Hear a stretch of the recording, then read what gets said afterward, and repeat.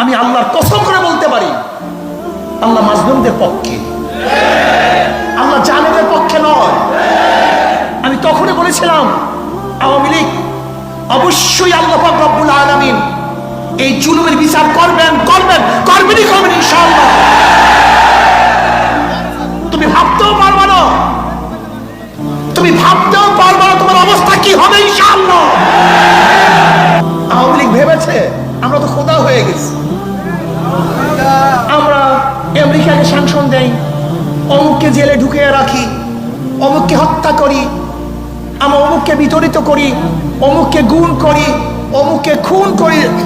আমাদেরকে জিজ্ঞাসা করার কে আছে? আমি বিশ্বাস করি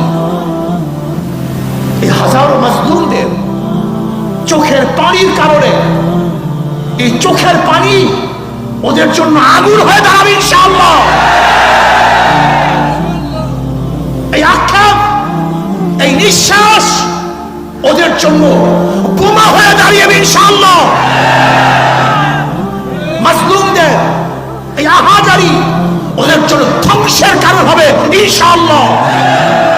তুমি ভেবেছো তুমি ফেরাউনকে অতিক্রম করেছো, তুমি ভেবেছো তুমি নমরুদকে উপেক্ষা করেছো, তুমি ভেবেছো তুমি মুসলিমকে অতিক্রম করেছো, তুমি মুসলিমকে হিটলারকে অতিক্রম করতে পারো, কিন্তু আমার মাওলার শক্তিকে অতিক্রম করার ক্ষমতা তোমার নাই।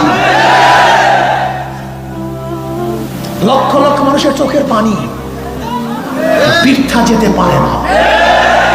আমি বিশ্বাস করি এই জুলুমের বিচার হবেই হবে ইনশাআল্লাহ। আমাদের কোনো দৌড় ছিল না, কোনো দৌড় ছিল না।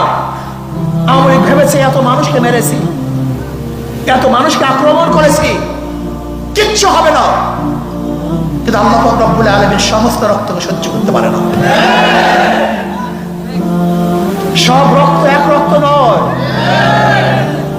সব চোখের পানি এক চোখের পানি নয়, সব নিঃশ্বাস এক নিঃশ্বাস নয়। আমি বিশ্বাস করি এই হাজারো মাজলুমদের চোখের পানির কারণে, এই চোখের পানি ওদের জন্য আগুন হয়ে দাঁড়াবে ইনশাআল্লাহ। এই আক্ষেপ, এই নিঃশ্বাস ওদের জন্য বোমা হয়ে দাঁড়িয়ে ইনশাআল্লাহ।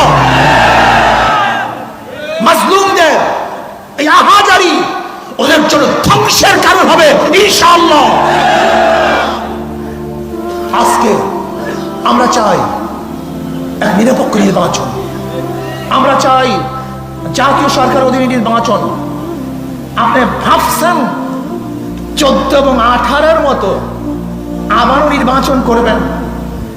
প্রতিদিন ঘুঘু তুমি খেয়ে যাও ধান, এবার ঘুঘু তোমার যাবে যে প্রাণ। আল্লাহ পাক আমাকে এবং আমাদের সবাইকে এই জালেমের বিরুদ্ধে, ইসলামের পক্ষে, মাজলুমদের পক্ষে সুষ্ঠু নির্বাচনের দাবিতে এক আন্দোলন গড়ে তোলার তৌফিক দান করেন।